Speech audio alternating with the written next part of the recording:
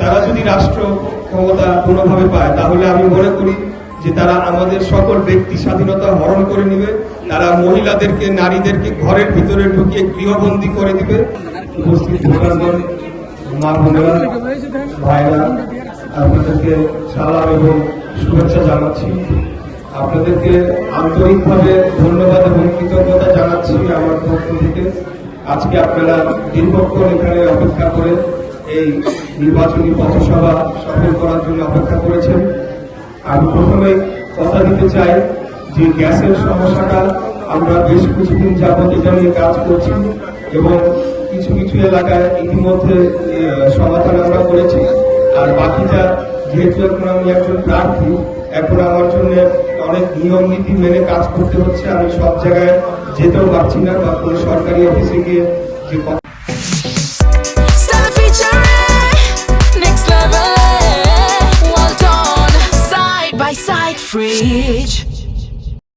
বলে আপনাদের সমস্যাটা দ্রুত সমাধান করব, সেটা এই মুহূর্তে না করতে পারলেও 12 তারিখের পরে আমি আর প্রার্থী থাকবো না, কথা দিয়ে যাচ্ছি। তারপরে আমি নিজে গিয়ে দাঁড়িয়ে থেকে আপনাদের গ্যাসের সমস্যাটা সমাধান করতে পারবো।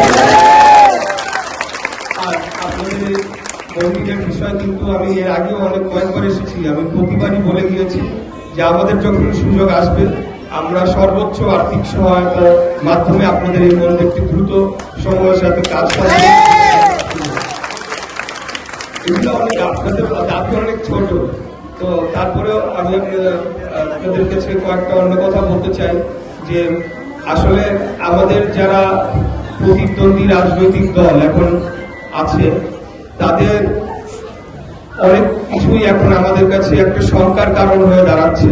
তাদের কথাবার্তা, আচার আচরণে মনে হচ্ছে যে আগামী দিনে কোনোভাবে যদি তারা রাষ্ট্র ক্ষমতায় আসতে পারে, তাহলে তারা নারীদের স্বাধীনতা হরণ করবে, তারা আমাদের ব্যক্তিগত স্বাধীনতা হরণ করবে এবং তাদের নানা ধরনের মত আমাদের উপর চাপিয়ে দিবে। এবং আপনারা লক্ষ্য করে দেখবেন যে তারা বলছে শান্তির কথা, কিন্তু বিভিন্ন জায়গায় কিন্তু তারা পায়ে পাড়া দিয়ে ঝগড়া করছে। আমাদের ব্যাপারে, আমাদের বিভিন্ন পর্যায়ের নেতৃবৃন্দের ব্যাপারে অত্যন্ত অশালীন, কুরুচিপূর্ণ মন্তব্য করে চলেছে এবং খিস্তি খেউরের কোনো শেষ নাই। সেটা অনবরত, ক্রমাগত তারা করে চলছে। হয় তারা করছে, বা তাদের কোনো অপরাপর আরেকটা সহযোগী দল তাদের লোকদেরকে দিয়ে করাচ্ছে।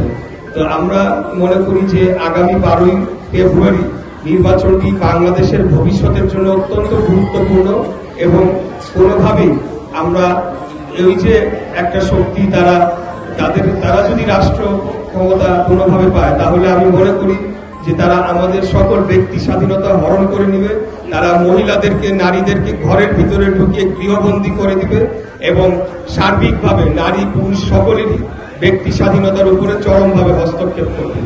আর আরেকটা বিষয় যেটা আমাদের শ্রদ্ধেয় মকবুল খান টিপু চাচা বলে গিয়েছেন যে আমাদের আমার যারা প্রতিদ্বন্দ্বী প্রার্থী, আমি শুধু এই আসন না, সারা বাংলাদেশ ব্যাপী তাদের 2-4-5 জন নেতার বাইরে যারা প্রার্থী হয়েছে তাদেরকে তো আমরা চিনতামই না। এই নামে ব্যক্তি আছে তাকে আমরা জানতামই না, যতদিন না পর্যন্ত হঠাৎ একদিন রাস্তায় দেখি তাদের একটা ফেস্টুন লাগানো, পোস্টার লাগানো। তো এখন তারা হঠাৎ করে উদয় হয়ে এখন যে ধরনের কথা বলছে, যেমন আমি ঢাকা 17 একটা আলোচিত আসন, সেই আসনের আমাদের প্রতিদ্বন্দ্বী দলের প্রার্থীর কথা বলতে চাই। সে নানা ধরনের বিতর্কিত মন্তব্য করে যাচ্ছে। পরশু আমি একটা ভিডিও দেখলাম, সে বলছে যে আমরা হুমকি নেই না। একটা সাংবাদিক তাকে প্রশ্ন করেছে, সম্ভবত প্রশ্ন করেছে যে আপনি কি কোনো হুমকি পেয়েছেন কিনা, কারণ ওটা শোনা যায় না। তো সে তার উত্তরে বলছে যে আমরা হুমকি নেই না, আমরা হুমকি ধামকি দেই। আমরা সুন্দরবনের মানুষ, আমরা সারা জীবন হুমকি ধামকি দিয়ে আসছি। তা আমার প্রশ্ন হচ্ছে, একজন রাজনীতিবিদ কি হুমকি ধামকি দিতে পারে, বা হুমকি ধামকি দেওয়াটা কি কোনো ভালো কোনো কাজ? একজন যে জনপ্রতিনিধি হতে চায়, সে কিভাবে এই কথাটা বলে? এই কথা তো গডফাদার বা সন্ত্রাসীরা বলে। তাই তাদের আচার আচরণ, কথাবার্তা, বিভিন্ন জায়গায় তাদের যে চলাফেরা, এটা দিনকে দিন পরিবর্তন হয়ে যাচ্ছে। আমার কথা হলো, ভাই হুমকি ধামকি যদি দিতেন, বিগত 17 বছরও যখন ফ্যাসিবাদের আমলে ছিলাম, তখন আপনারা করছিলেন। আপনাদের রাজপথেও দেখি নাই, কোথাও দেখি নাই, কোনোদিনও কোনো জনগণের কোনো দাবি দাবার আদায়ের আন্দোলনে আপনারা অংশগ্রহণ করেন নাই, কোনোদিনও কোনো অত্যাচার নির্যাতনের বিরুদ্ধে আপনাদেরকে তো দেখি নাই, আপনারা প্রতিবাদ করা তো দূরের কথা, এখন আসছেন আপনারা এসে হুমকি ধামকি। তো আমরা বলতে চাই, আমরা মনে করি এগুলা কেবলমাত্র উস্কানি দেওয়ার জন্য এই কথাগুলো তারা বলছে।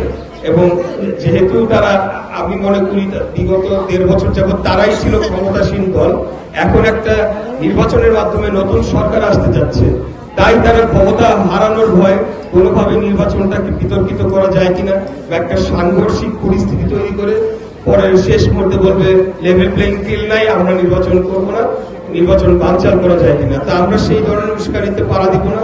আমরা গণতান্ত্রিক পন্থায় শান্তিপূর্ণ উপায় ক্ষমতা হস্তান্তর করে আগামী দিনে বাংলাদেশের ভবিষ্যৎকে সিকিউর করতে চাই, এটাকে নিরাপদ করতে চাই। আপনারা সবাই ভালো থাকবেন।